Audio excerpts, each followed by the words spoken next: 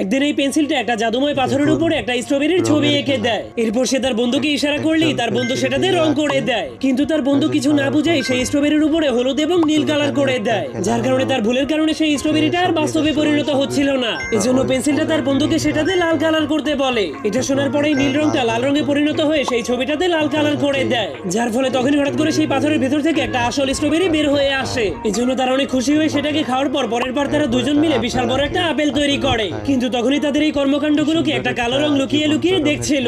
এজন্য সে জলদি করে তাদের কাছে এসে তাদেরকে বলে, আমিও তোমাদের সঙ্গে এই খেলায় যুক্ত হতে চাই। যার কারণে সে তখনই দুইটা চেরি ফলকে কালো কালার করে দেয়, কিন্তু সে কালার করার কারণে সেই ফলগুলো বাস্তবে পরিণত হচ্ছিল না। এজন্য পেন্সিলটা তাকে বোঝাতে শুরু করে, যদি তুমি এই ফলটাকে আসল বানাতে চাও তাহলে তোমাকে সেই ফলটাকে তার আসল রঙে কালার করতে হবে। কিন্তু সেই কালো কালারটা নিজের রঙকে একদমই পরিবর্তন করতে পারতো না। এজন্য পেন্সিল এবং তার বন্ধু যখনই অনেক মন খারাপ করে সেখান থেকে চলে যেতে শুরু করে, তখনই শয়তান কালো রংটা তার বন্ধুদেরকে নিয়ে